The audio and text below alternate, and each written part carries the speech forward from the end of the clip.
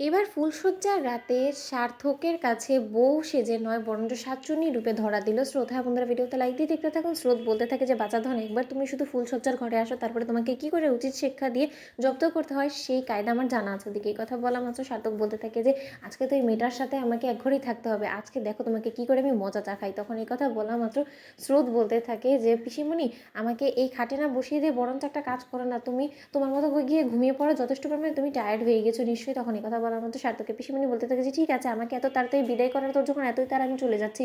ওদিকে এই কথা বলা মতো সার্থক এসে যখন ঘুমিয়ে পড়ে আর বলতে থাকে যে দেখো স্রোত, একদম তুমি আমার কাছে আসার চেষ্টা করবে না, তুমি ওপাশ হয়ে ঘুমিয়ে পড়ো, আমি এপাশ হয়ে ঘুমিয়ে পড়ি। তখন এই কথা বলা মতো স্রোত বলতে থাকে যে সার্থক স্যার, আপনাকে আসলে একটা কথা বলবো বলবো করে বলা হয়নি, আপনাকে বলে দেওয়াটাই আমার মনে হয় যে বেটার হবে। তখন এই কথা বলার মতো সার্থক বলতে থাকে যে কী সব কথা বলবে বলো তো।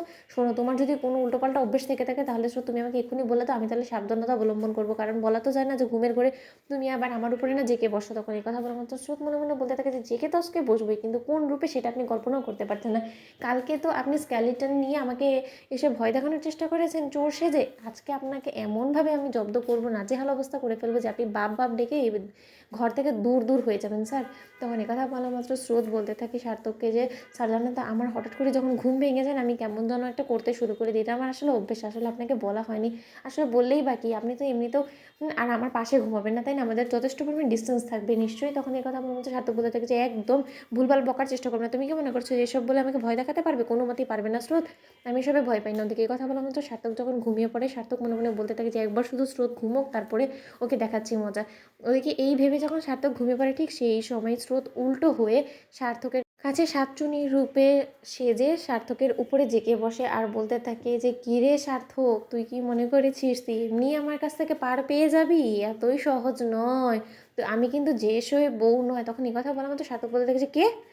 এই স্রোত, তুমি এরকম ভুলভাল বকছো কেন বলো তো? আর ঘুমের ঘুরে এরকম করে তুমি চুল চুল কী অবস্থা করে রেখেছো, এরকম করছো কেন আচরণ বলো তো? তুমি অস্বাভাবিক হয়ে গেলে কেন বলো তো? তুমি তো স্বাভাবিকই ছিলে, একটু আগে তো তুমি ঘুমিয়েছিলে আমার পাশে, হঠাৎ কী হয়ে গেলো? তখন সার্থক বলতে থাকে যে বাবারে বাবা, এই মেয়েটা তো আমাকে আগেই সাবধান করেছিল যে ওর ঘুমে কেমন যেন একটা হয়ে যায়, তাহলে কি এটার কথাই ইঙ্গিত করছিল? এখন আমি কী করবো? এখন তো আমি কাউকে কোনো কিছু বলতেও পারবো না। আচ্ছা, ও কি এটা অভিনয় করছে নাকি? একবার ট্রাই করে দেখি তো। ওদিকে এই কথা বলা মাত্র সার্থককে দেখে হাসি পেয়ে যায়। শ্রোতারা বলতে থাকে যে বাচ্চা তো এবার নিশ্চয়ই তুমি হাড়ে হাড়ে টের পাচ্ছ যে কাল রাতে আমাকে ভয় দেখাতে আসার শাস্তিটা কতটা ভয়ানক হতে পারে। ওদেরকে এই কথা বলা মাত্র সার্থক ঘাবড়ে গিয়ে ভয়ে বলতে থাকে যে স্রোত, তুমি স্বাভাবিক হওয়ার চেষ্টা করো। স্রোত, তোমার কি হয়েছে বলো তো? তুমি এরকম করছো কেন? উল্টো হয়ে রয়েছো কেন বলো তো? তুমি এরকম চোখ টুক স্থির হয়ে রয়েছে কেন বলো তো? আমার একদম ভয় করছে স্রোত, তোমার কি হয়েছে? শরীর খারাপ করছে বলো না স্রোত। তখন হঠাৎ করে স্রোত সার্থককে জড়িয়ে ধরে আর বলতে থাকে যে আজকে আমি তোর সাথে তোর কাছেই ঘুমোবো, চিন্তা করিস না। তো বন্ধুরা, ভিডিওটি ভালো দেখতে লাগলে শেয়ার করে সাবস্ক্রাইব করতে ভুলো না।